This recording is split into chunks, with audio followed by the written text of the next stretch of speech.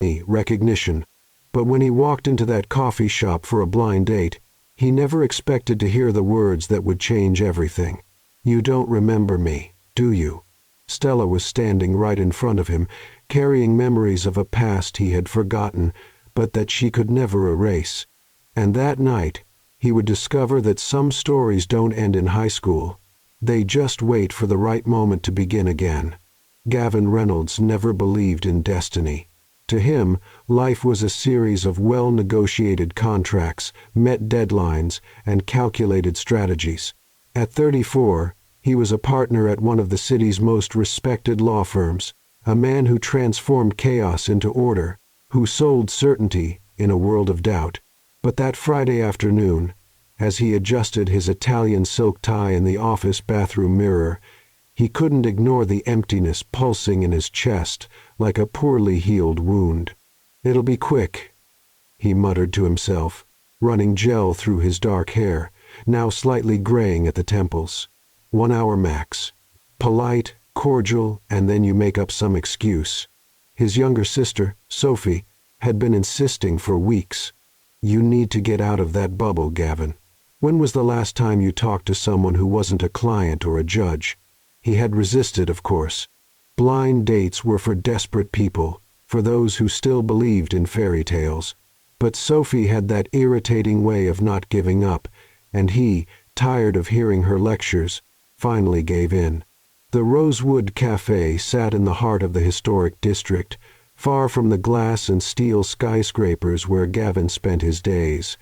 The streets were narrow, paved with ancient stones that echoed under his leather shoes as he walked. The aroma of freshly baked bread escaped from a nearby bakery, mixing with the sweet scent of flowers overflowing from window boxes. It was a different world, slower, more human, a world he had forgotten existed. When he pushed the cafe door open, a delicate bell announced his arrival. The place was cozy, almost intimate. Exposed brick walls, wooden tables worn by time, yellowish lights hanging from the ceiling like small moons. There was the soft murmur of conversations, the clink of cups against saucers, the hiss of the espresso machine. Gavin took a deep breath, roasted coffee, cinnamon, something sweet he couldn't quite identify. His shoulders, tense as violin strings, began to relax imperceptibly. He chose a table near the window from where he could see the street. He adjusted his suit, a charcoal gray Armani that cost more than many people earned in a month, and checked his watch. 5 minutes to 6. She was late. Or maybe she'd changed her mind. Part of him secretly hoped for that. And then the door opened again. Gavin looked up instinctively, and the world around him seemed to turn down its volume, as if someone had twisted an invisible knob. The golden afternoon light filtered through the door, creating an aura around the female silhouette entering. When she stepped forward out of the backlight, Gavin felt something strange happen in his chest, as if the air had been sucked from his lungs. She was different, not in the conventional sense of beauty he was used to seeing. She didn't have that artificial shine, that retouched perfection of the women who frequented the same social circles as him. There was something genuine about her, something that hit him like an unexpected punch. Chestnut hair fell in natural waves over her shoulders, capturing the light in a way that made Gavin think of spilled honey. She wore a simple moss-green dress that danced lightly around her legs as she walked. But it was her eyes that held him, deep brown, almost golden when the light caught them at the right angle. Eyes that seemed to hold stories, secrets, a depth that completely disarmed him. She spotted him, and a restrained smile curved her lips. Not exactly joy, but something more complex. There was knowledge in that smile, a kind of recognition that Gavin couldn't understand. He stood up automatically, nearly knocking over his chair in the process. "Stella," she said. "Gavin." She said his name as if tasting something she had known for a long time. There was texture in that word, layers he couldn't decipher. When she extended her hand, he took it. Her skin was warm, soft, but there was firmness in that handshake. It wasn't the delicate, purposeless touch he was accustomed to. It was a grip that said, "I am here, really." A shiver ran up his spine, something electric that made him hold her hand for a second longer than socially appropriate. She sat down, and Gavin did the same, feeling strangely exposed under that penetrating gaze. There was something about her that made him uneasy, as if she could see through the expensive suit, the luxury watch, the defenses carefully built over the years. "Your sister talks a lot about you," Stella began, hands intertwined on the table. He noticed she wore no rings, just a thin silver bracelet on her left wrist. "Sophie has the inconvenient habit of talking too much," he replied, trying to inject lightness into his voice, but it came out more tense than he intended. The silence that followed wasn't uncomfortable, but it was charged dense, like the air before a storm. Gavin opened his mouth to say something, anything to fill that void, but Stella spoke first. "You don't remember me, do you?" The words fell between them like stones thrown into a calm lake, creating ripples that expanded, touching everything. Gavin blinked, his racing mind trying to process the question. He studied her face more carefully, the curve of her nose, the shape of her lips, the delicate line of her jaw. There was something familiar, perhaps, something that pulled at a distant memory, but nothing concrete. "I'm sorry, I don't—" He stopped, feeling his throat tighten.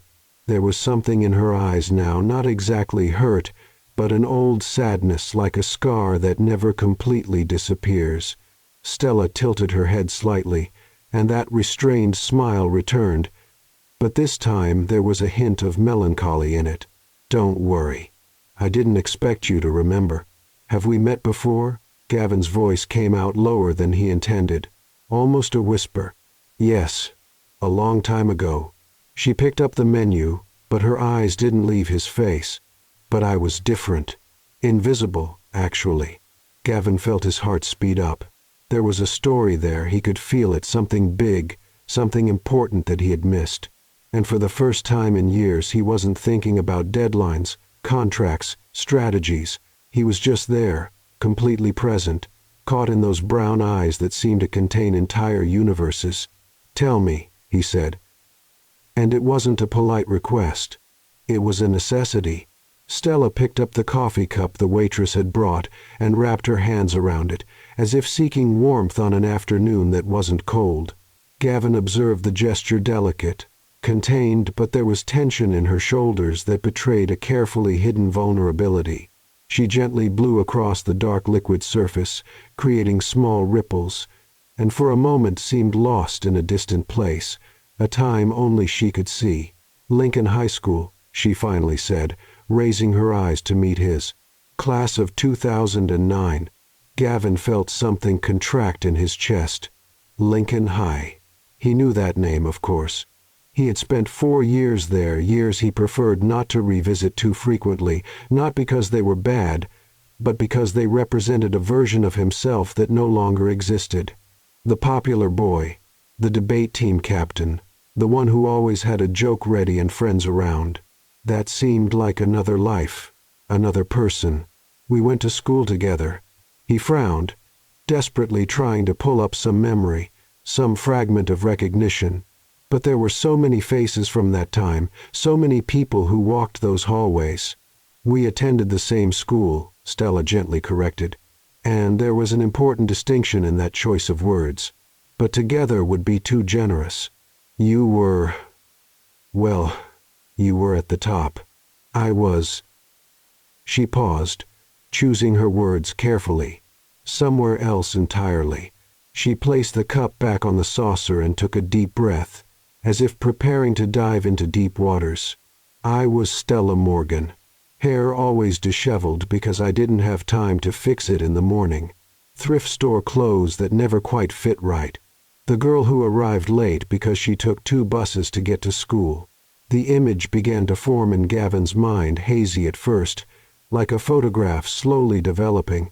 Was there such a girl? "I sat in the back of the literature classroom," she continued, her voice now having a distant quality, as if narrating someone else's life. "Always with a book, wore a gray hoodie that was too worn out even in the heat, because it hid the stains on the clothes underneath. You sat in front, always surrounded by friends. Tyler Bennett to your left, making everyone laugh. Melissa Crawford to your right, playing with her hair and looking at you like you were the only person in the room. The names hit Gavin like arrows. Tyler, Melissa, people he hadn't thought about in years. And with those names came fragments, the smell of Melissa's too sweet perfume, Tyler's booming laugh, afternoons at the diner after school, plans for weekend parties at houses with absent parents.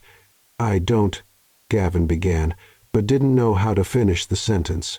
Sorry would sound empty. I wasn't paying attention would be cruel. I didn't know would be true, but no less painful.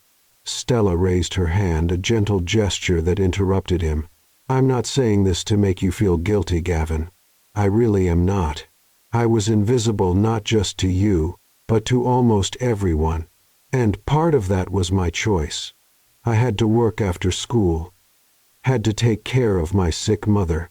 There was no room in my life to be seen. She took another sip of coffee, and Gavin saw her throat move as she swallowed. There was an elegance about her now, a grace that came from survival, from having fought and won invisible battles. But he could imagine the girl she described, shoulders curved under the weight of responsibilities no teenager should carry, eyes downcast to avoid attention, a life lived in the shadows. But there were times, her voice grew softer, almost a whisper, there were times when you looked in my direction. When the teacher asked something and nobody answered, I would raise my hand. You would turn around curious as if thinking, who is this girl? And for a second, just a second, I existed. Gavin felt a knot forming in his throat. There was something deeply intimate about that confession, something that made him feel both exposed and humbled at the same time. And then there was that day, Stella continued, her eyes now focused on some point beyond the window, lost in the past. It was October of senior year. It was raining, one of those autumn downpours that soak you to the bone. I was in the hallway carrying a stack of books from the library because I worked as an assistant there during lunch. My bag had torn that morning, so I was carrying everything in my arms. She paused, and a sad smile touched her lips. Tyler Bennett was running down the hallway with those friends of his, doing some kind of stupid prank. He bumped into me. Books flew everywhere, papers scattered, and I fell to my knees on the wet floor someone had just cleaned. Gavin closed his eyes. He could see the scene now, not clearly, but its essence. He remembered the time when Tyler thought it was funny to run through the hallways, how their group was sometimes too loud, too unaware. Everyone laughed, Stella said, and there was no accusation in her voice, just the statement of a fact. Including you, for a moment. You laughed too. But then she stopped. And when she spoke again, there was something different in her tone, something warm, almost reverent. Then you stopped. You looked at me, really looked, and I saw something change in your face. You bent down and started picking up the books with me. You said something to Tyler, I didn't hear what, but he stopped laughing. And you helped me up. Gavin's hands were clenched into fists on the table, knuckles white from squeezing so hard. Fragments of memory began to emerge, a girl on the floor, scattered books, the embarrassment of having laughed at something that wasn't funny. You handed me the books, Stella continued, her eyes now fixed on his with an intensity that held him in place, and said, sorry about them. Sometimes we forget that other people have hard days too. They were just words, Gavin. You probably don't even remember saying them. But to me, her voice faltered slightly. To me, it was the first time anyone saw me as a human being in that school. The silence that fell between them was heavy, loaded with emotional weight. Gavin could hear the low buzz of conversation around them, the clinking of dishes in the kitchen, but everything seemed distant, muffled. In that moment, there were only the two of them and the past unfolding between them like a forgotten map. Stella, he began, but didn't know how to continue.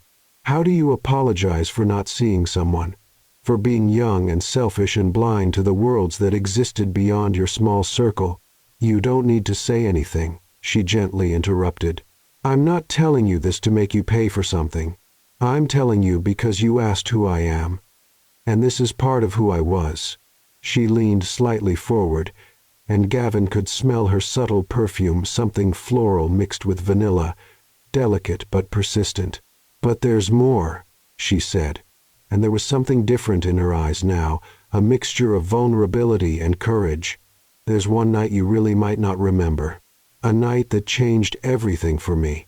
The light in the cafe was beginning to change, becoming softer, more golden as the sun descended on the horizon.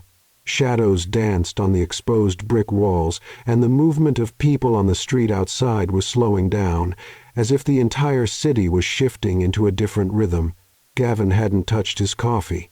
He was completely absorbed in Stella, in every word that left her lips, in every micro-expression that crossed her face. "It was at Jake Harrison's graduation party," Stella began, and her voice had an almost dreamlike quality now, as if she was reliving every detail with cinematic clarity. "His house on that huge hill with the garden that seemed to go on forever. Half the school was there. The other half hadn't been invited." Gavin remembered that party. How could he forget? It had been epic, the kind of event that defined senior year. Lights hanging from trees, loud music, people jumping into the pool fully clothed at 3 in the morning. He had drunk too much. Whiskey that Tyler had stolen from his own father's bar, mixed with Coca-Cola in red plastic cups. "I wasn't at the party," Stella said, and an ironic smile touched her lips. "Of course not. I was coming back from work. I cleaned offices downtown from 8 at night until midnight, 3 times a week. Wore that horrible blue uniform with my name embroidered on the pocket, hair tied in a tight bun that gave me headaches." She paused to breathe, her fingers playing with the handle of her cup. Gavin noticed how elegant her hands were, long fingers, short, clean nails, no polish, hands that worked, that created, that sustained. "It was almost 1 in the morning when I passed by the Harrisons' house," she continued, her eyes now lost in memory. "I could hear the music from down below, saw the lights through the trees. Part of me just wanted to keep going, catch my bus, and go home. But there was something about that night, a curiosity, perhaps, or loneliness. I don't know." She looked at Gavin, and there was a raw vulnerability in her eyes that made him hold his breath. "I climbed a few steps of the entrance just to see. I wasn't going to go in, of course. I knew my place. But I just wanted to take a peek at the world I would never be part of." Gavin felt something tighten in his chest, a mixture of shame and sadness for that girl who had been left outside, looking in at a life she believed she could never have. "And that's when I saw you," Stella said, and her voice became softer, more intimate. "You were sitting on the front steps, away from the party, alone. Your tie was loose, your dress shirt wrinkled, your hair all messed up. You had a beer bottle in your hand, but you weren't drinking, just holding it, staring into nothing." The memory began to come back to Gavin, hazy at first, but taking shape. He remembered that night, that specific moment. He had fought with Melissa, or perhaps she had fought with him. Something about attention, about him never really being present even when he was there. Her words had hit him in an unexpected way because they were true. He was always planning the next step, the next achievement, never just existing. "I should have left," Stella continued, her eyes now fixed on his with an intensity that held him. "But you looked so lost. And I knew that look. It was the same one I saw in the mirror every morning." She took a deep breath, as if preparing for the hardest part. "You saw me. And for the first time, Gavin, you really saw me. You didn't look through me like in the school hallways. Your eyes found me, and you smiled. It wasn't a happy smile. It was sad, somewhat broken, but it was real." Gavin could see it now, the girl in the cleaning uniform standing in the dimness of the entrance, outside the reach of the party lights. He remembered thinking she looked tired, too young and too old at the same time. "You said, 'Are you escaping the party too?'" Stella quoted, and a small smile touched her lips with the memory. And I didn't know what to say because I wasn't escaping anything. I had never been invited. But you patted the spot beside you on the steps as if it was the most natural thing in the world. And I sat down. She closed her eyes for a moment, reliving it. We sat there in silence for a while. You asked my name. I told you. You said it was beautiful, that it suited me. No one had ever said that before. Gavin felt his throat tighten. He remembered now the way she had sat stiffly beside him, maintaining a respectful distance, as if afraid of taking up too much space. There had been something about her that intrigued him, a quietness that contrasted with the chaos of the party behind them. You asked where I was coming from, Stella continued, opening her eyes. I said I was returning from work. You were surprised, asked where I worked. When I said I cleaned offices, you didn't laugh, didn't look at me differently. You just nodded, as if you understood. She leaned a little closer, and Gavin could see the small golden flecks in her brown eyes like hidden stars. And then you did something I never forgot. You took out your wallet and pulled out some bills, $50, I think. You held them out to me and said, "Take a taxi. It's late. It's not safe for you to take the bus at this hour." The memory was completely clear now for Gavin, the way she had pulled back, shaking her head, eyes wide with something between pride and hurt. She had thought it was pity, charity of the worst kind. I said no, Stella continued, her voice thick with emotion, said I didn't need charity. And you... She paused, her eyes shining. You took my hand. It was the first time someone from that school had really touched me with gentleness. And you said something that I've kept in my heart all these years. She took a deep breath, and when she spoke, it was slowly, savoring each word as if they were sacred. You said, "It's not charity, Stella. It's just one human being looking out for another. We should do that more. I should do that more." Tears began to form in the corners of her eyes, but she didn't let them fall. You put the money in my hand, closed my fingers around it, and said, "Please let me do at least this one thing right today." There was something in your voice, Gavin, something broken but trying to fix itself. Gavin felt his own vision blur. He now remembered the guilt he had felt that night, all the times he had turned his face away from small injustices, how empty he had felt despite having everything. And that girl with her uniform and her tiredness and her fierce dignity had represented something he couldn't name at the time. I took the taxi, Stella said softly, and on the way home, I cried. Not from sadness, but because someone had seen me. Someone had cared, even if just for 5 minutes. And I promised myself that one day, if our paths ever crossed again, I would thank you. She reached her hand across the table, and Gavin took it instinctively. Her skin was warm, soft, but there was strength in that grip. So thank you, Gavin, for that night. For that moment of humanity when I needed it most. For seeing me when I was invisible. Gavin squeezed her hand, unable to speak. There was a hurricane of emotions inside him.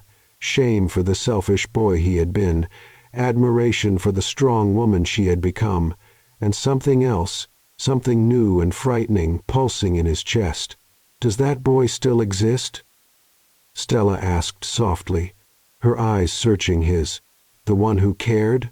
The one who saw people? And Gavin, looking into those deep brown eyes at this extraordinary woman who had carried his small kindnesses like treasures all these years, realized he was about to discover the answer. The silence that settled between them wasn't empty. It was dense, loaded with everything that had been said and everything still hanging in the air, unspoken. Gavin was still holding Stella's hand across the table, their fingers intertwined in a way that seemed both intimate and natural, as if their hands had known each other for years. He could feel her pulse beating beneath her skin, quick, alive, real. "I don't know if that boy still exists," Gavin finally said, his voice lower than normal. There was a brutal honesty in those words that surprised him. "I've spent so much time transforming into something else, someone relentless, focused, who leaves no room for weakness. I don't know what's left of him. Stella didn't withdraw her hand. Instead, she gently ran her thumb over his knuckles, a gesture so small, but one that sent waves of warmth up Gavin's arm. Maybe he's just hiding, she said softly, waiting for someone worth coming out for.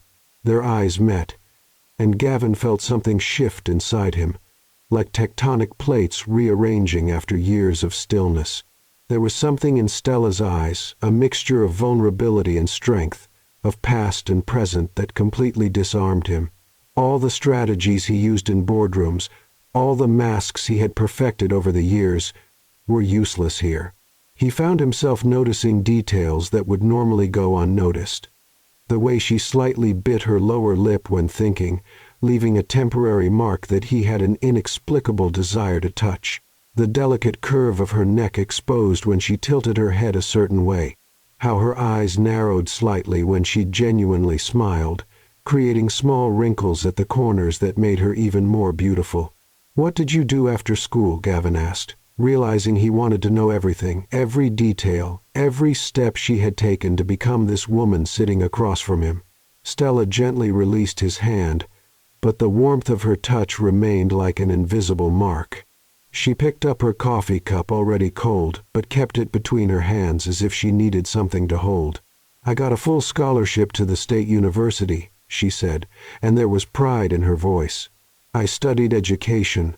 I wanted to be a teacher, help children like me, those who come from difficult places, those nobody sees." "And did you?" Gavin asked, leaning forward, genuinely interested.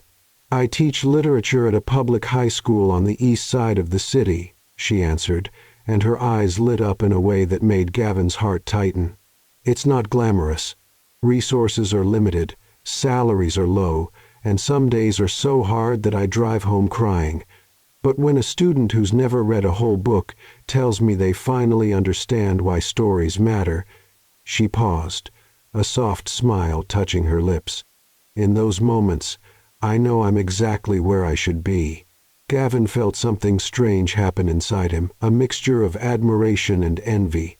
When was the last time he had felt such passion for his work? When had he woken up eager to start the day instead of dragging himself through the routine, driven only by discipline and obligation? "And you?" Stella asked, leaning slightly forward. The movement caused the neckline of her dress to shift slightly, revealing the delicate curve of her collarbone.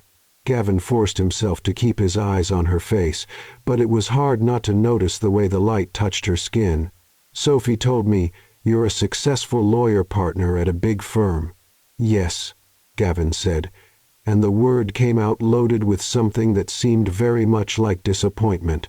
"Corporate law mergers, acquisitions, litigation worth millions. It's lucrative, but it's not what makes you happy," Stella observed. And it wasn't a question. Gavin laughed, a low sound without humor. "No, it's not." He ran his hand through his hair, messing it up in a way that made him look younger, more vulnerable. "I wake up at 5 in the morning, go to the gym, get to the office by 7, work until 8 or 9 at night, go home, eat something I ordered through an app, answer a few more emails, and sleep. The next day, I start all over again." "That's not living, Gavin," Stella said softly. "It's just existing." The words hit him like a punch to the stomach because they were true. He had built a life that looked impressive on paper, the expensive apartment, the imported car, the robust bank account, but it was empty. It was a beautiful shell with nothing inside. "I know," he admitted, and there was raw pain in those two words. "But I don't know how to stop. I don't know how to be different." Stella reached out again, and this time lightly touched his arm, her fingers resting on the fabric of his suit between his elbow and wrist. It was a casual, comforting touch, but Gavin felt it like electricity. "Maybe you just need a reason," she said. Their eyes met again, and the air between them changed, became thicker, more charged. Gavin was aware of every breath, of every beat of his heart, of the heat emanating from the small point where her fingers touched his arm. He wanted to move closer, wanted to close the distance between them. But there was something stronger than physical desire. There was a need to understand, to know, to be known. "Are you with someone?" he asked suddenly. And the question came out more direct than he intended. "A boyfriend? Husband?" Stella shook her head, a small, sad smile on her lips. "I've had relationships. Some lasted months, one lasted almost 2 years, but there was always something missing. I always felt like I was settling, accepting less than I deserved because it was easier than being alone. And now I'd rather be alone than be with someone who doesn't really see me," she answered. And there was a firmness in her voice that Gavin admired. "I spent too much time being invisible. I won't accept that in my personal life too." Gavin swallowed hard. He wanted to say that he saw her, that he couldn't stop seeing her since she had walked into the cafe, but the words seemed insufficient. Instead, he did something that surprised him, something instinctive, driven by an impulse he didn't know he had. He reached out and gently brushed away a strand of hair that had fallen over her face, carefully tucking it behind her ear. His fingers lightly grazed her skin, the temple, the cheek, the earlobe, and he felt Stella catch her breath. She didn't pull away. Her eyes widened slightly, her lips parted in small surprise, but she remained exactly where she was, letting him touch her. The moment stretched, suspended in time, and Gavin could see the small golden flecks in her eyes more clearly, like miniature galaxies. "Sorry," he whispered.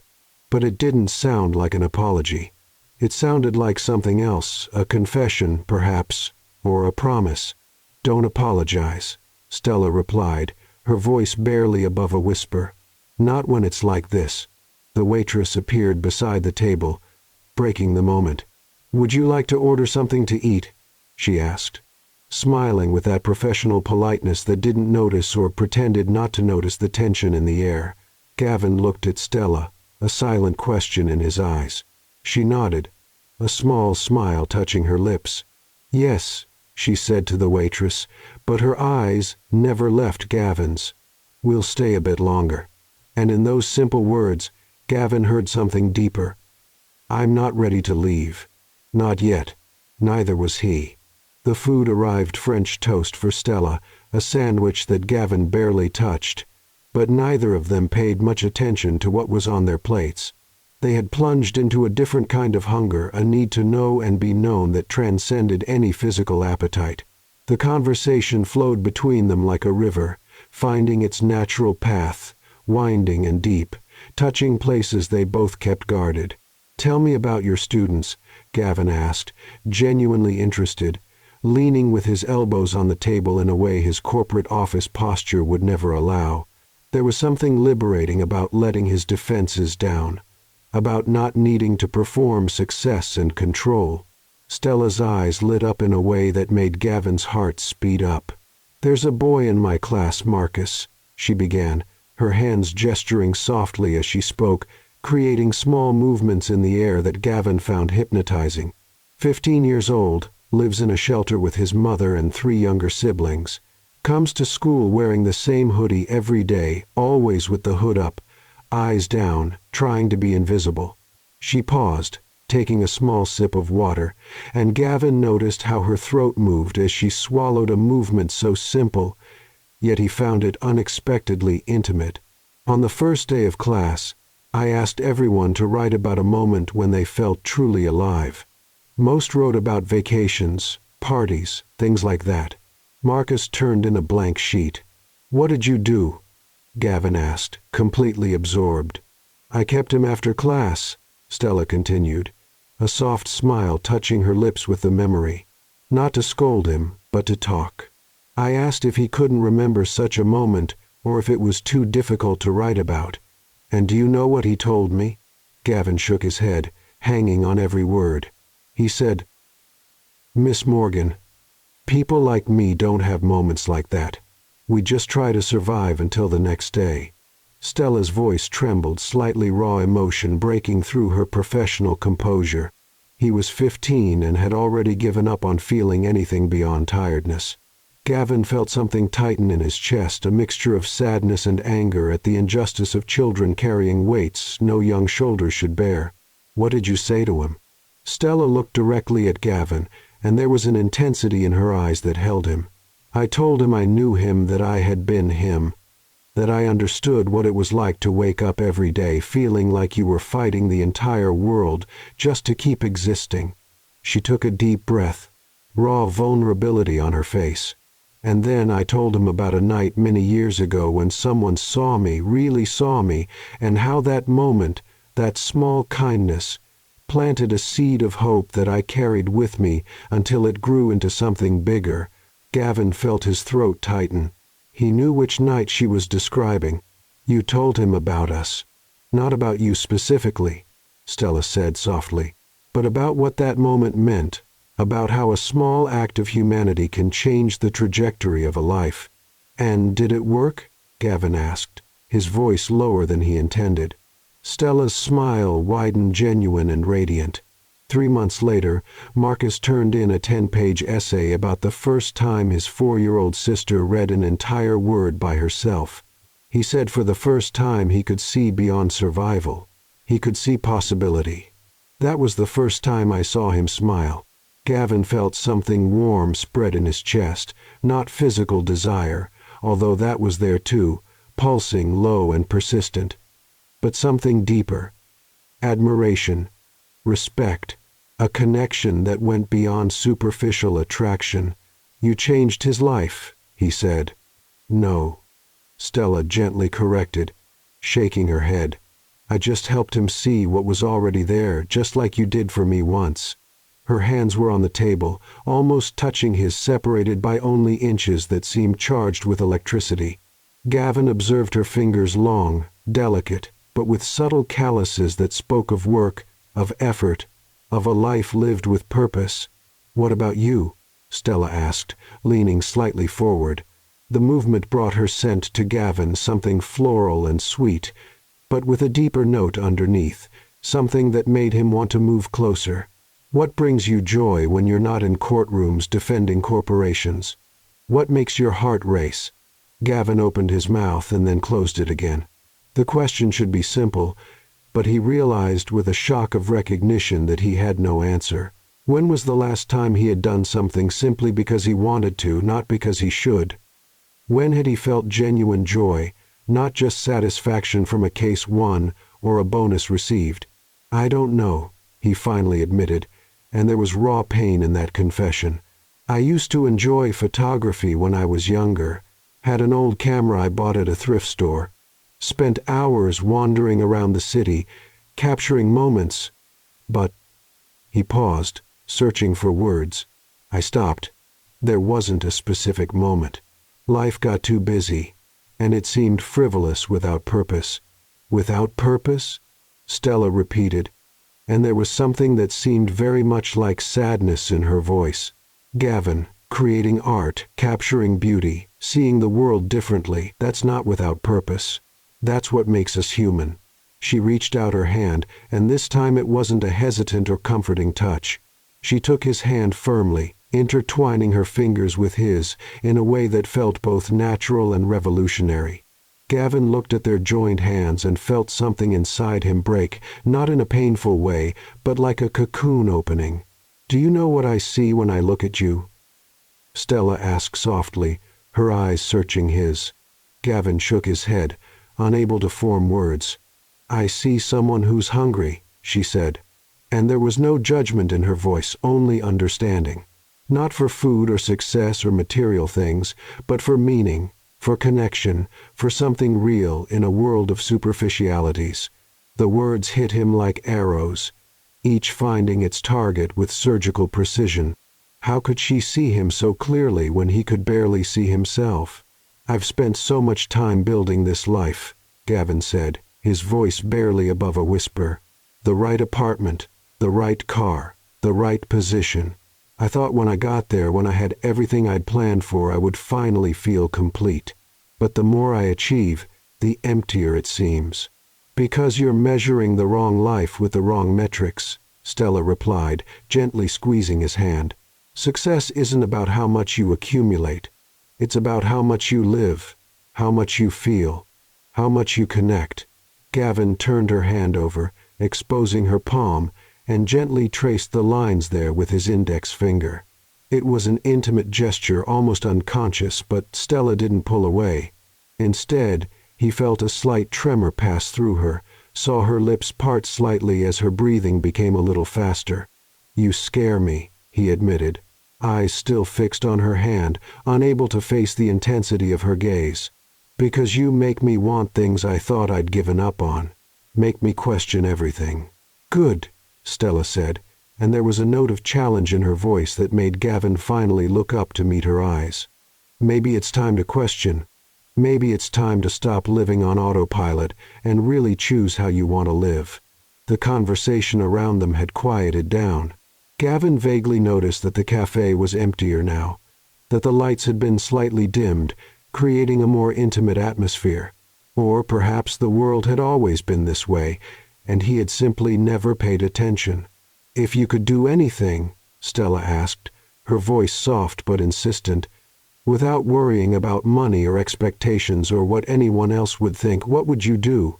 Gavin thought, really thought. And for the first time in years, he allowed himself to imagine something beyond the next case, the next promotion, the next arbitrary milestone of success. I think I would like to help people who really need it.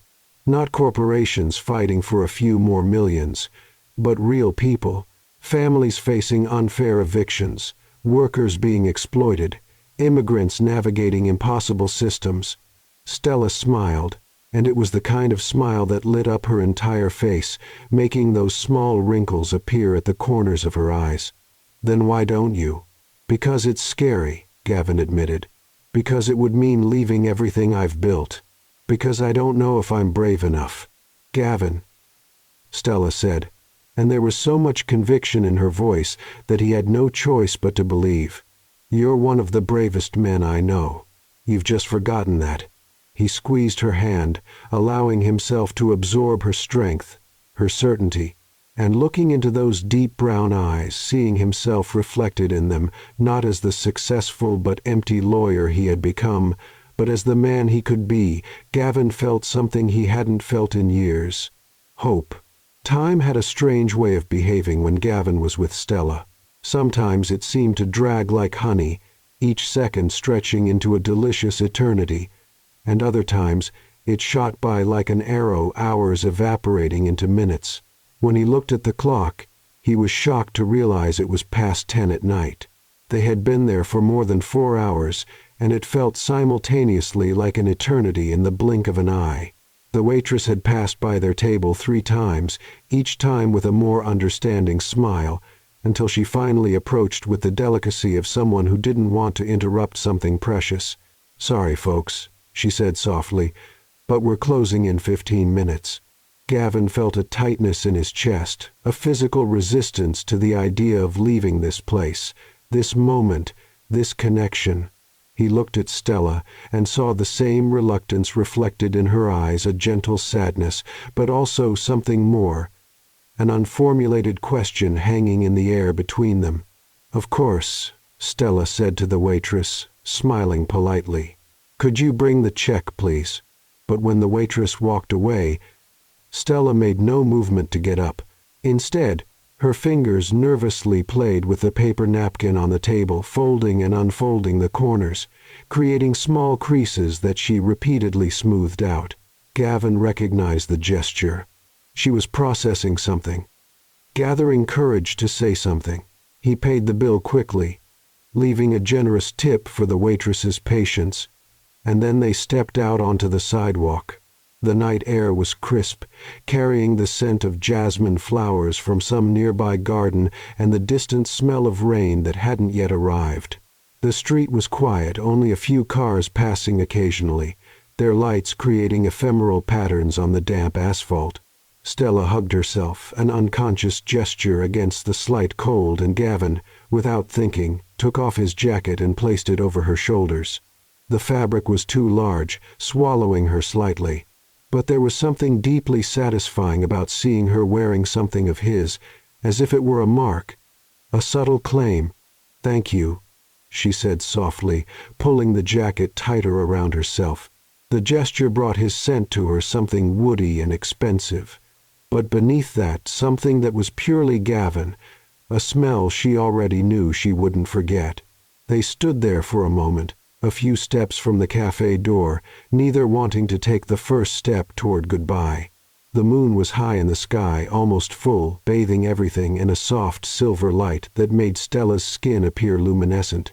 "I almost didn't come today," Gavin suddenly admitted, the words coming out before he could censor them. There was a raw vulnerability in his voice that surprised him. "I almost canceled 3 times. Made up excuses in my head, too much work, too tired. Blind dates never work out." Stella looked at him, eyes shining under the moonlight. "Why did you come then?" Gavin chuckled softly, a sound without humor. "Because Sophie threatened to show up at my office and physically drag me if I canceled again. And because—" He paused, searching for honesty. "Because part of me was tired of saying no to everything. I almost gave up too," Stella confessed, turning to face him completely. They were close now, just inches apart. Close enough that Gavin could see the small freckles scattered across the bridge of her nose, almost invisible under the dim light. "Actually, I was in my car key in the ignition, ready to drive away.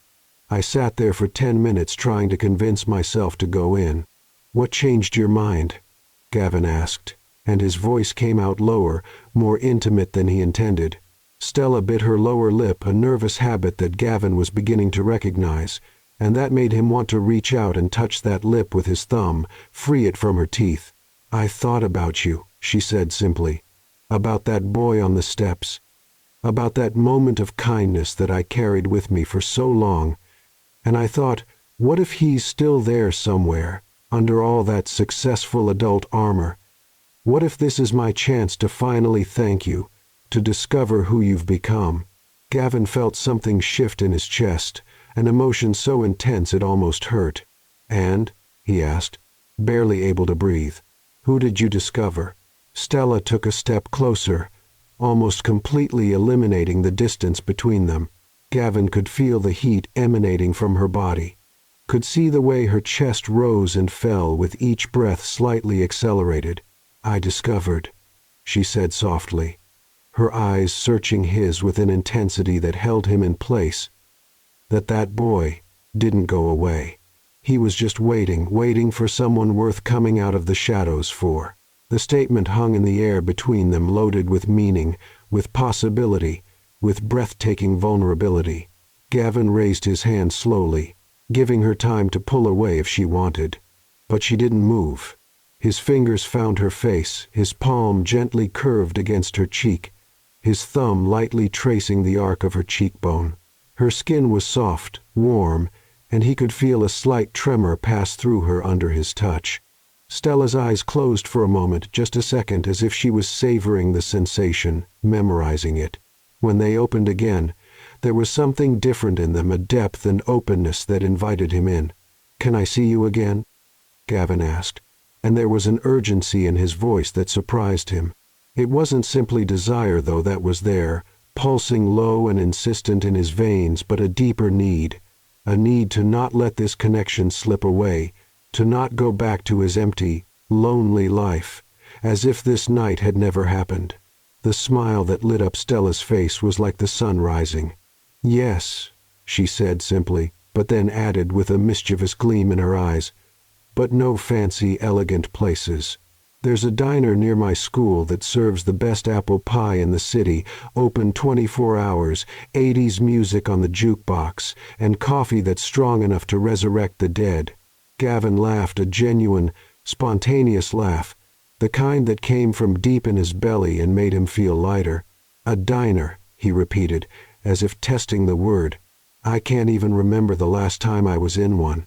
"Then it's time," Stella said, and there was something challenging in her smile, as if she was saying, "Let's see if you can step out of your comfort zone." Gavin slid his hand from her face to the nape of her neck, his fingers lightly entangling in her hair. It was a possessive, intimate gesture, and he felt Stella inhale sharply, her lips parting slightly. They were so close now that their breaths mingled warm and quick. "I think the cafe Gavin needs to meet the diner Gavin," he said softly, echoing her words in a different way, loading them with promise. "I think so," Stella agreed, her voice barely more than a whisper. She raised her hand and placed it on his chest above his heart, and Gavin knew she could feel how it was racing, beating wildly against his ribs like a caged bird trying to escape. They stayed like that for a long moment, suspended on the threshold of something new and frightening and incredibly promising. The street around them had disappeared, the world shrinking to contain only the two of them, only this moment, only the vibrant possibility hanging in the air between them. "When?" Gavin asked, and didn't care that he seemed eager, desperate even. He was beyond pretending indifference, beyond playing the power games he mastered so well in his professional life. "Tomorrow," Stella suggested, and there was hope in her voice mixed with nervousness. "Saturday night, 8 o'clock. "Tomorrow seems too far away," Gavin murmured, and it was true. The idea of spending the next 22 hours without seeing her, without hearing her voice, without being in this presence that made him feel more alive than he had felt in years, seemed unbearable. Stella laughed softly, the sound vibrating between them. "It'll go by quickly," she promised. "Besides, anticipation is part of the fun." Gavin knew she was right, but still he was reluctant to let her go. Finally, with an effort that cost more than it should have, he stepped back, letting his hand slide from her neck, his fingers trailing across her skin in a final touch. "I'll meet you there tomorrow, then. Send me the address." Stella nodded, already reaching for her phone. They exchanged numbers, fingers briefly touching during the transfer, each contact sending small shock waves up Gavin's arm. When they finally parted for real, both walking in opposite directions on the sidewalk, Gavin turned 3 times to look back. All 3 times, Stella was looking back too. The diner was exactly as Stella had promised, a nostalgic piece of 1,950 seconds, America, that had miraculously survived the city's changes. Red vinyl booths patched with silver duct tape, a white Formica counter stained with coffee, and a jukebox in the corner playing Elvis Presley on an endless loop. The smell was an intoxicating blend of fried bacon, strong coffee, and freshly baked apple pie so thick it was almost tangible. Gavin arrived 10 minutes early, wearing jeans, something he hadn't worn in so long he'd forgotten how comfortable they were, and a light blue button-down shirt with the sleeves rolled up to his elbows. He felt strangely exposed without his suit, but also lighter, more himself. When Stella walked in, something inside him both calmed and accelerated at once. She wore a yellow summer dress with small white flowers, her hair loose, falling in waves over her shoulders. And when her eyes found his across the busy diner, she smiled that smile that made small wrinkles appear at the corners of her eyes, and that Gavin was already beginning to find addictive. She slid into the booth across from him, and immediately the space between them seemed charged with electricity, as if the air had become denser, more aware of their presence. "You came," she said, and there was a note of relief in her voice that touched him. "Of course I came," Gavin replied, reaching his hand across the table. She took it without hesitation, intertwining her fingers with his in a way that was already beginning to feel natural, necessary even. "I couldn't think about anything else all day." It was true. He had tried to work, had opened files and reviewed contracts, but his mind kept wandering to the way she bit her lip when she was thinking, to the sound of her laughter, to how she made him want to be a better version of himself. The waitress, an older woman with cherry-red dyed hair and a name tag that read Donna, appeared with notepad in hand. "The usual, honey?" she asked Stella with the familiarity of someone who knew her well. "Please, Donna," Stella replied, smiling. "And bring an extra slice for Gavin here. He needs to try your pie." "Coming right up," Donna said, winking at Stella in a way that suggested tacit approval before walking away. "Do you come here often?" Gavin asked, liking the idea of learning more about her life. the places she frequented, the routines that defined her days. Every Friday night after work, Stella admitted, it's my ritual. A whole week dealing with hormonal teenagers, frustrated parents, and suffocating educational bureaucracy. I come here, eat apple pie, drink coffee that's too terrible, and remind myself why I chose this life. And why did you choose it? Gavin asked, genuinely curious. Stella thought for a moment, her fingers still intertwined with his on the table. Because someone once saw me when I was invisible, she said softly, her eyes meeting his with an intensity that held him, and that moment changed the trajectory of my entire life. I want to be that person for others. I want to be the teacher who sees the quiet girl in the back of the room, who notices the boy who always stays behind. I want to plant seeds of hope even if I never see the fully grown tree. Gavin squeezed her hand, emotion tightening his throat. How was it possible that someone could be so genuinely good, so consistently selfless? And how was it possible that he had spent years building a life that helped the rich get richer while people like Stella struggled to make a real difference with minimal resources? The pie arrived 2 generous slices, with vanilla ice cream melting down the sides, creating small, creamy puddles on the plate. Gavin picked up his fork and cut a piece, bringing it to his mouth. The flavor exploded on his palate, sweet apples with cinnamon, buttery crust that melted away, a touch of nutmeg that made everything perfect. My God, he murmured, his eyes widening. This is amazing. Stella laughed, that musical sound that made something warm in his chest. I told you it was the best in the city. Donna has been making this pie with the same recipe for 30 years. It's like comfort memory in dessert form.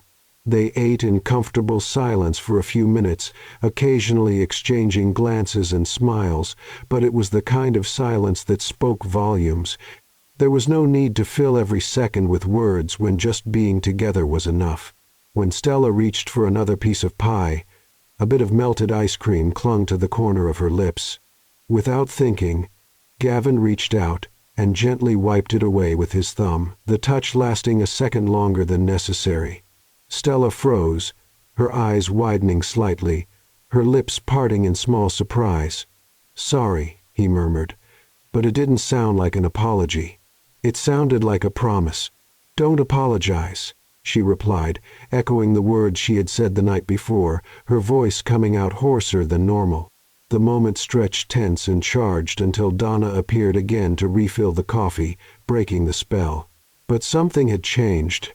A line had been crossed, a tacit acknowledgement that what was happening between them went beyond simply meeting someone new. The dates became frequent after that.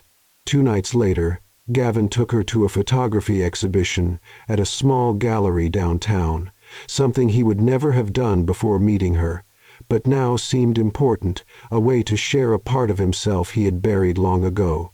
Stella walked slowly from photo to photo, studying each image with genuine attention, and when she turned to him with shining eyes and said, "You should start doing this again. You have an eye for beauty that most people have lost," Gavin felt something inside him break and rebuild at the same time. The following week, she took him to see her school. It was Saturday, the building empty and quiet, but Stella guided him through the hallways with the kind of pride that only comes from truly loving what you do. She showed him her classroom walls covered with quotes from famous authors and student work, a bookshelf overflowing with well-worn books, her desk cluttered with papers and colored pens. "This is my kingdom," she said with a self-deprecating smile. "It's not much, but it's mine." Gavin looked around, absorbing every detail, and thought he had never been in a place that seemed richer in purpose and meaning than that simple classroom. "It's perfect," he said sincerely, and when she turned to look at him, there were tears shining in her eyes. Each date brought them closer. The touches became more frequent, more daring, a hand on the small of her back while guiding her through a door, fingers intertwined during long walks in the park, his arm around her shoulders on a particularly cold night while waiting for her taxi. And then came the night of dinner at her apartment. Stella had insisted on cooking for him, refusing his offers to take her to sophisticated restaurants. "I want you to see how I really live," she had said.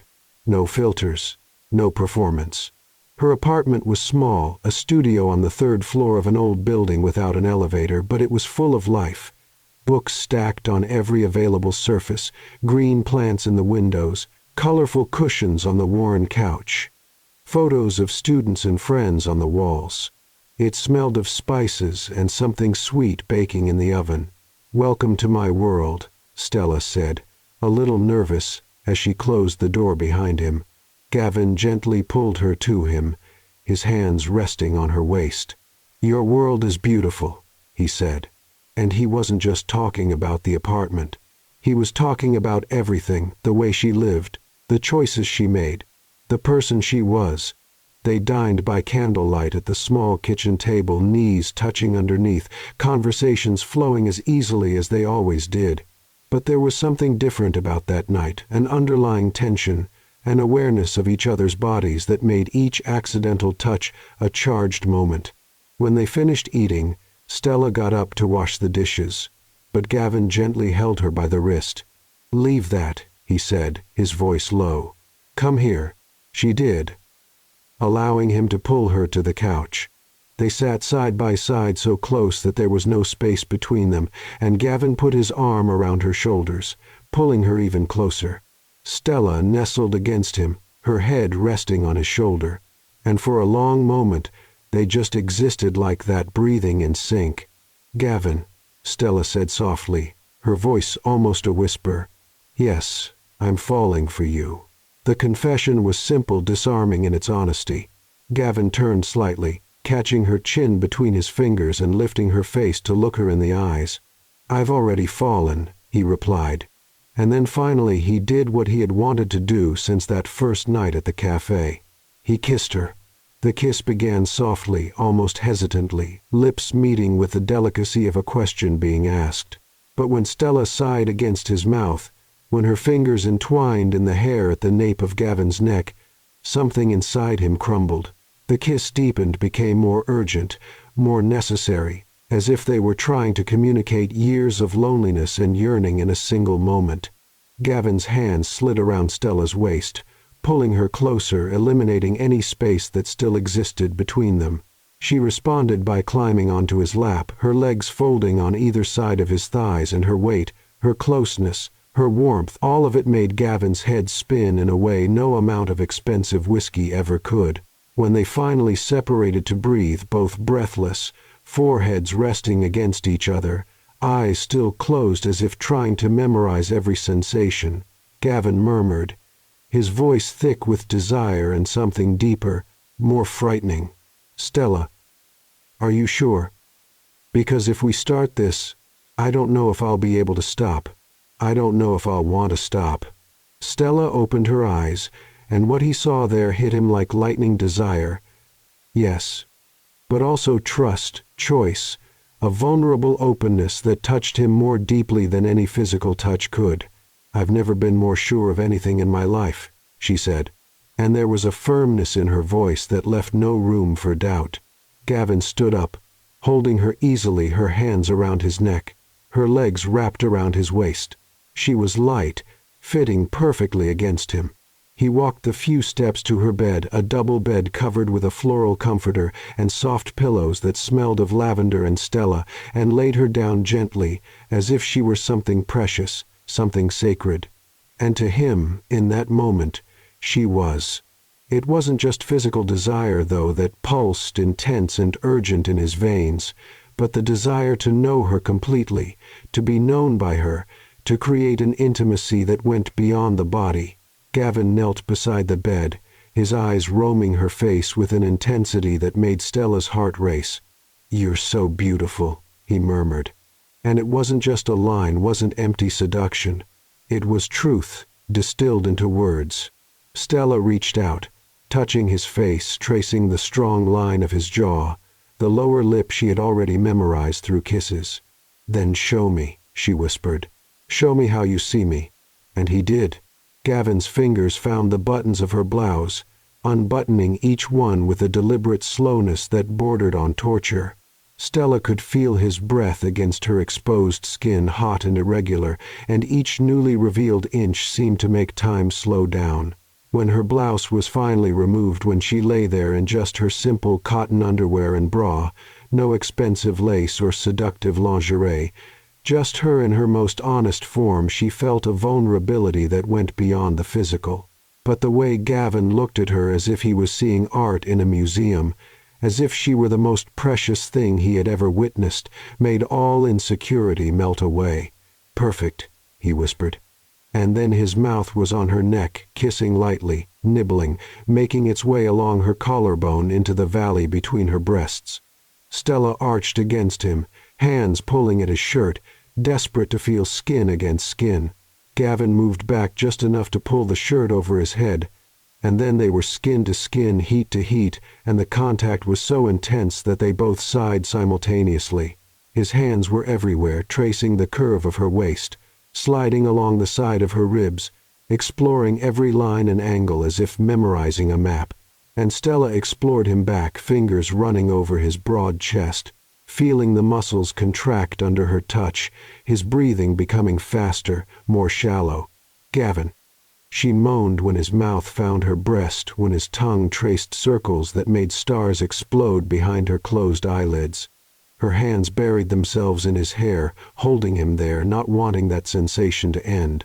He continued his exploration, kissing a path down her stomach, hands sliding over the curve of her hips, the tops of her thighs. Each touch was adoration, each kiss a promise. And when he finally removed the last barrier between them, when he saw her completely naked and vulnerable beneath him, Gavin had to stop and just breathe, just absorb the magnitude of the moment. "You too," Stella said, her voice husky. "I want to see you, all of you." Gavin stood up, his eyes never leaving hers as he removed what remained of his clothes. And then they were completely naked, completely exposed. And there was something deeply intimate about just looking at each other like this, about allowing themselves to be seen without filters, without defenses. Stella opened her arms, inviting him back, and Gavin went covering her body with his weight both comforting and exciting at the same time. He supported himself on his elbows, not wanting to crush her, and looked into her eyes. "Are you sure?" he asked again, because he needed to hear it, needed to know that she wanted this as much as he did. "Yes," Stella answered without hesitation, without doubt.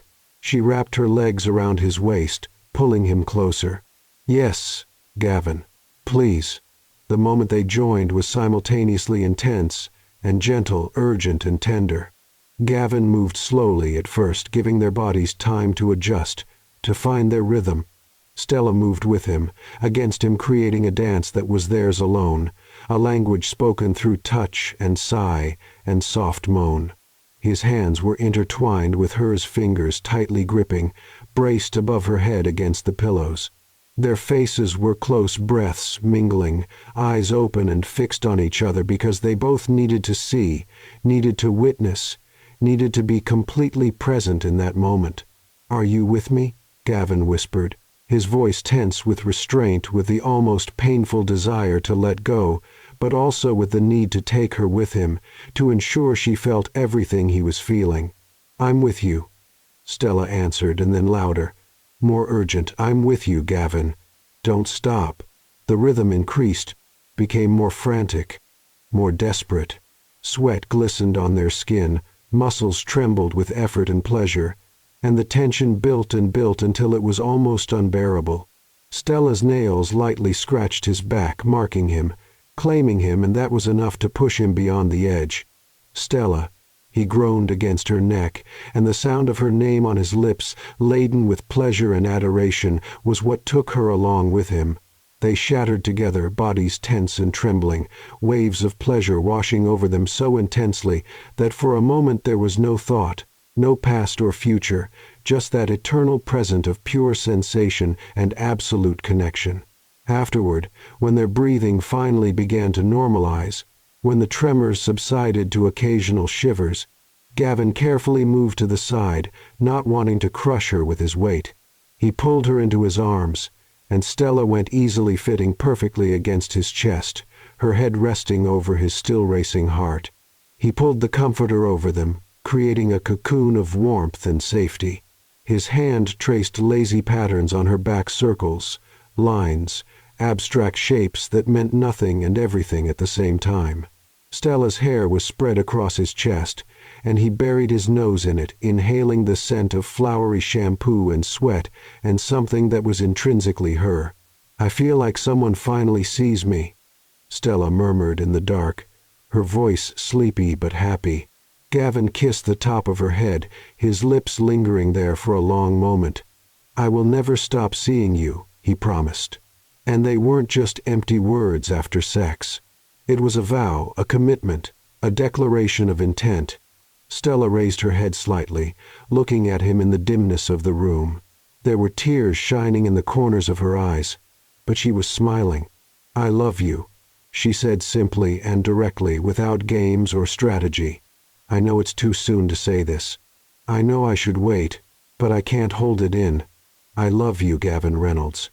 Gavin's heart stopped, and then started again, beating so hard that he was sure she could hear it. No one had ever said those words to him like that, with such certainty, with such raw and honest vulnerability.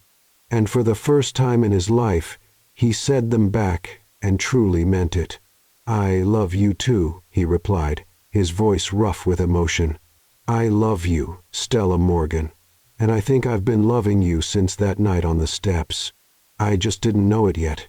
She kissed him then, soft, sweet, a kiss that didn't lead to more, but that was perfect in its simplicity. And when she nestled back against him, when their breathing began to slow toward sleep, they both knew that something had fundamentally changed. They were no longer two separate people navigating the world alone. They were an us, a together, a team, and that changed everything. The months that followed were like waking from a deep sleep. Gavin began to notice things that had previously passed invisibly by him, the way morning light entered through the window of his apartment, creating golden patterns on the floor, the laughter of children playing in the park during his morning run, the smell of fresh coffee being brewed in small neighborhood cafes he had never noticed before. It was as if the world had gained color, texture, depth. But the deepest change was happening inside him.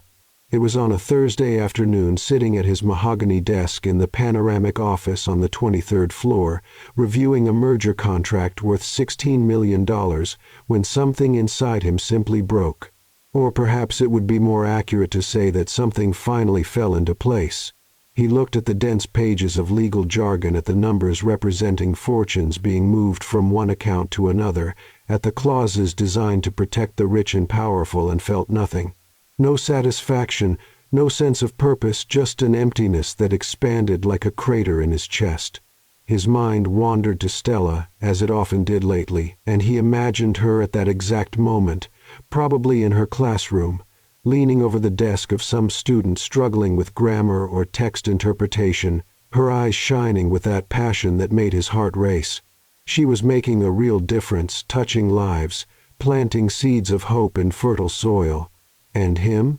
He was helping corporations swallow other corporations, helping the rich get richer while the rest of the world struggled to survive.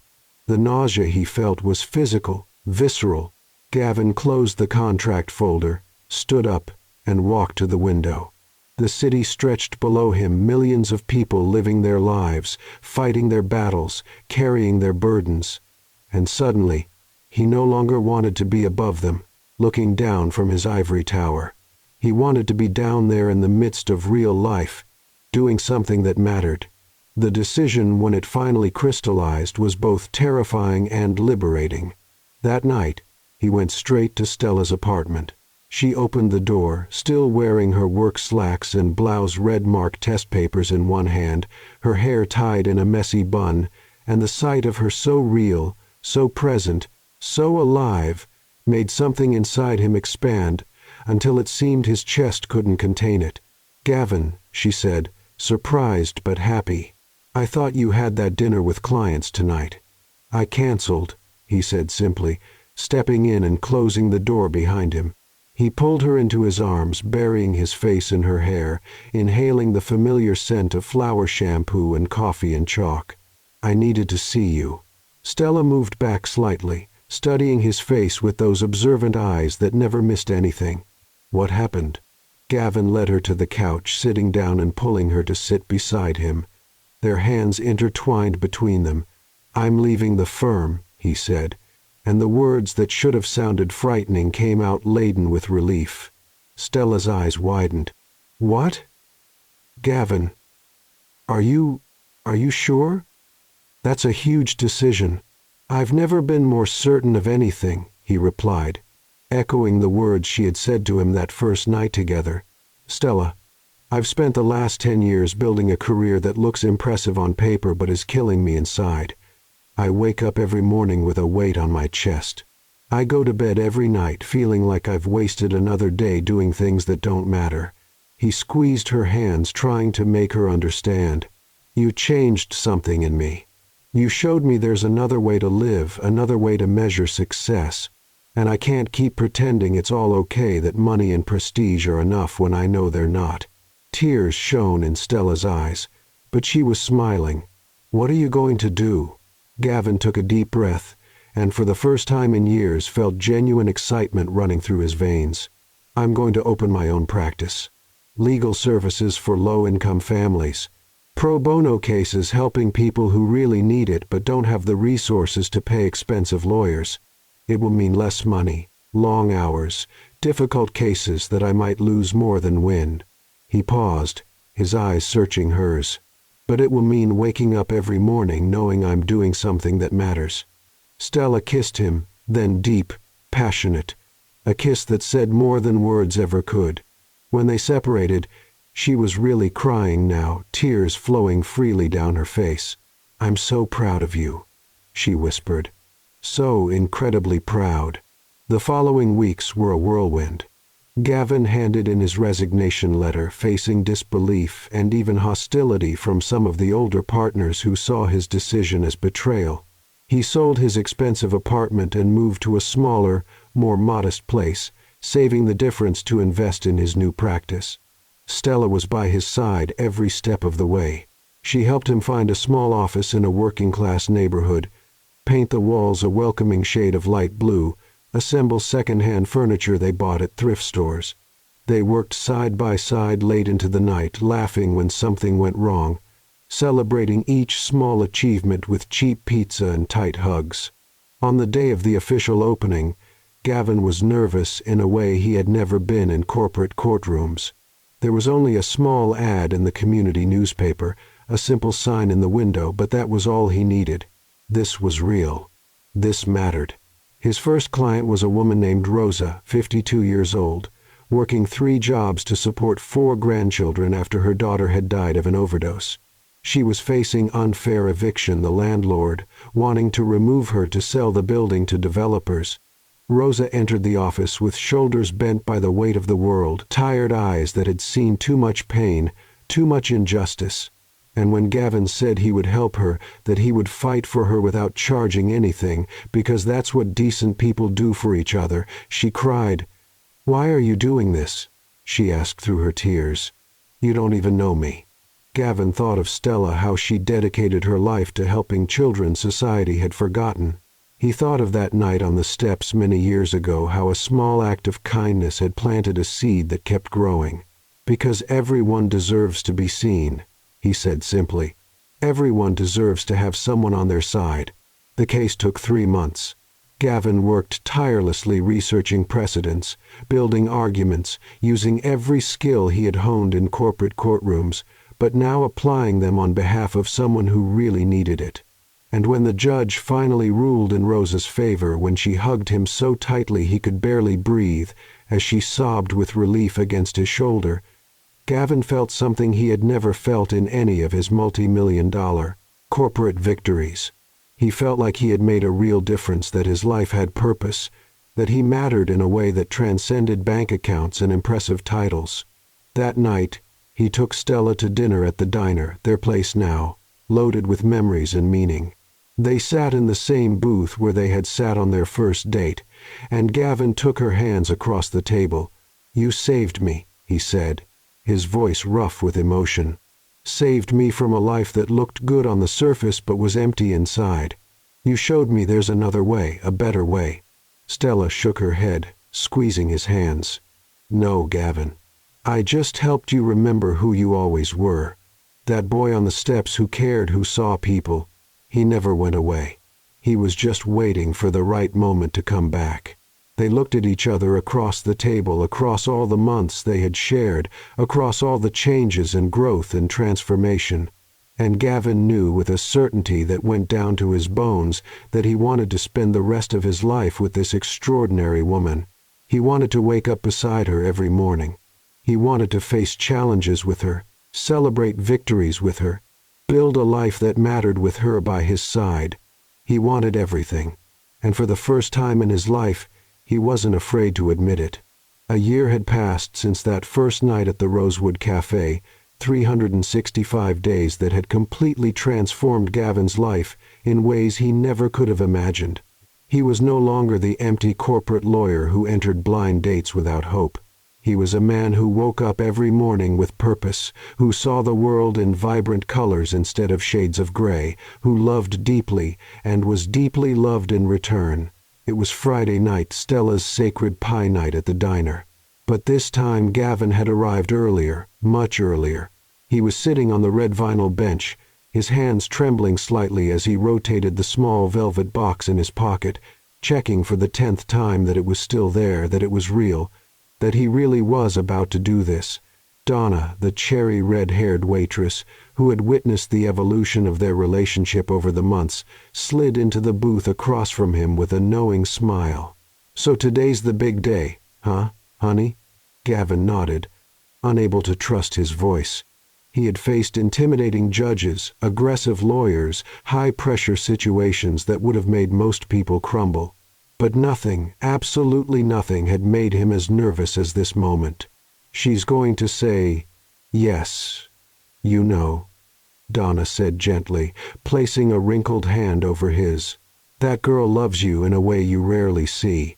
It's the kind of love that makes this old, cynical heart believe in happy endings again." Gavin smiled, squeezing her hand with gratitude. "I just want to do this right. She deserves something perfect." "Honey," Donna said with wisdom acquired over decades of serving coffee and listening to life stories, "perfect isn't about expensive places or grand gestures. Perfect is about truth. And you bringing her back to where it all began, that's as true as it gets." 15 minutes later, Stella walked in. She was wearing jeans and a simple blue blouse, her hair loose, falling in waves over her shoulders, a stack of graded tests under one arm, and that smile that still made Gavin's heart skip a beat every time he saw her. "Sorry I'm late," she said, sliding into the booth across from him and leaning in for a quick kiss that somehow managed to be both casual and completely devastating. Parent-teacher conference ran long. Marcus's mom wanted to thank me personally. He got accepted to university with a full scholarship. Her eyes were shining with pride, and Gavin felt that familiar wave of admiration and love wash over him. She cared so much, invested so much of herself in her students, and each of their victories was her victory too. "That's amazing, love," he said sincerely, taking her hand across the table as they always did. "You changed that boy's life." "We changed it," Stella corrected, squeezing his fingers. "You spent hours helping him with the application process. Remember? Reviewing his essays, advising him on financial aid." It was true. Over the past months, their lives had become so completely intertwined that it was hard to say where one ended and the other began. Stella's students often appeared at Gavin's office, seeking legal advice for their families. Gavin's clients often had children whom Stella knew or had taught. They had become a team facing life side by side. Donna brought the usual slices of apple pie without them having to order, winking at Gavin in a way that made Stella look between them with playful suspicion. "What's going on?" she asked, biting her lip in a way that still made Gavin want to pull her into his arms. "You two are acting strange." Gavin took a deep breath. It was now or never. "Stella," he began, and his voice trembled slightly, betraying his nervousness. "Do you remember the first time we came here on that second date?" She nodded, a soft smile touching her lips with the memory. "Of course I remember.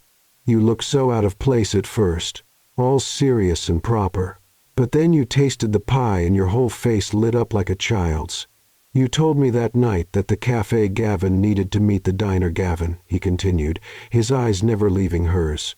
"And you were right. Because it was here, in this simple and honest place, that I began to remember who I really was, or perhaps who I wanted to be." Stella squeezed his hand, sensing that something important was happening, that this wasn't just another Friday dinner. Gavin slid out of the booth, and before Stella could process what was happening, he was kneeling beside the table, a small velvet box open in his hands. The diamond inside wasn't huge. He no longer needed to prove anything with excessive gestures, but it was perfect, delicate and timeless, just like her. The entire diner fell silent. Conversation stopped mid-sentence. Forks were lowered. Even the music from the jukebox seemed to decrease in volume. "Stella Morgan," Gavin said, and his voice was steady, now laden with certainty and love, and everything he had held inside him, waiting for this moment. "A year ago, I walked into a cafe with no expectations, no hope, just going through the motions of a life that seemed empty. And then you looked me in the eyes and asked if I remembered you." Tears were already forming in Stella's eyes, one hand covering her mouth in shock and joy. "The truth is," Gavin continued, a smile trembling on his lips, "part of me always remembered, always carried that night on the steps. That moment of human connection when everything else seemed superficial, and when you walked into that cafe when our eyes met, it was as if my soul recognized yours, as if I had been waiting for you all along." He took a deep breath, raw vulnerability in every word. "You taught me that success without love is nothing, that prestige without purpose is empty, that real life doesn't happen in luxury offices and expensive restaurants, but in moments like this. Simple, honest, true." His voice broke slightly, emotion overflowing. "You taught me to see again, to feel again, to live again, and I want to spend the rest of my life seeing you, loving you, building something real and meaningful by your side." He held the box higher, his eyes shining with unshed tears. "So, Stella Morgan, extraordinary teacher, strongest woman I know, love of my life, will you marry me?" For a moment that seemed to stretch for all eternity, Stella couldn't speak. Tears were flowing freely down her face, and she was laughing and crying at the same time, one hand still covering her mouth, while the other gripped his shoulder as if she needed to anchor herself to something real. "Yes," she finally managed to say, the word coming out as a joyful sob. "Yes, yes, 1,000 times yes." The diner erupted in applause. Donna was openly crying, as was half the clientele. Gavin slid the ring onto Stella's finger with slightly trembling hands, and then she was pulling him up, throwing her arms around his neck and kissing him with all the passion and joy and love they had built over that extraordinary year. When they finally separated, both crying and laughing, foreheads touching, breaths mingling, completely lost in each other while the diner continued applauding around them, Stella whispered against his lips, "And you taught me that being seen is more powerful than being admired, that a kind heart is worth more than all the gold in the world, that the boy on the steps who cared that boy became the most amazing man I know." They were married 3 months later in a small community garden that Stella's students had helped plant as a spring project. There were no excessive expenses or endless guest lists, just the people who really mattered. Close friends, family, and dozens of Stella's students, many holding books she had given them instead of traditional bouquets. Sophie, Gavin's sister, who had insisted on that blind date a year ago, was the maid of honor, smiling with tears in her eyes throughout the ceremony. "I knew," she whispered to Gavin before he walked down the makeshift aisle. "From the beginning, I knew she was special." When Gavin saw Stella walking toward him through the flowering garden, wearing a simple white lace dress that made her look ethereal and yet completely down to earth, he felt his heart expand so much that it seemed impossible to be contained in his chest. The vows were simple but devastatingly honest. Gavin promised to always see her, always choose her, always fight alongside her for things that mattered. Stella promised to be his light when darkness threatened, his strength when he faltered, his home wherever life took them. And when the officiant finally said, "You may kiss the bride," Gavin pulled Stella into his arms and kissed her with all the gratitude and love and joy that a human soul could contain. The party was at the same diner, Donna refusing to accept payment and instead serving apple pie to all the guests. Marcus, the student Stella had helped, gave a speech that left not a dry eye in the place, talking about how Ms. Morgan had saved his life by refusing to let him be invisible. "And then," Marcus said, looking at the newlywed couple with reverence, "she found Mr. Reynolds, who also believes in seeing people, and now they're changing the world together, one life at a time." Late that night, when the guests had departed and they were finally alone in the small apartment they now called home, Gavin held Stella in his arms and looked into her eyes. Those deep brown eyes that had seen him when he was lost, that had loved him when he was broken, that had guided him back home. "Thank you," he whispered, kissing her forehead softly. "For what?" Stella asked, confused. "For not giving up on that boy on the steps," Gavin replied, his voice rough with emotion. "For seeing something in him that was worth keeping even when no one else did." Stella smiled that smile that still made time stop. "He was always worth it," she said simply. "He just needed someone to remind him of that." And there in each other's arms, in the small apartment full of books and plants and love, they fell asleep. Not as two separate people who had found each other, but as two halves of a whole that had finally become complete. And every time they told their story in the years that followed to friends, to students, to clients, to anyone who asked how they had met, they always ended the same way. It wasn't a blind date. It was a second chance. A story of two hearts that were waiting for the right moment to truly see each other. And when they finally did well, the rest was history. Sometimes the most beautiful stories don't begin with love at first sight. They begin with recognition, with someone finally being seen after years of invisibility. Gavin and Stella proved that it's never too late for a second chance, that true success isn't measured in money or prestige, but in the ability to truly love and be loved. They discovered that being seen is more powerful than being admired, and that a single moment of kindness can echo through the years, transforming not just one life, but two.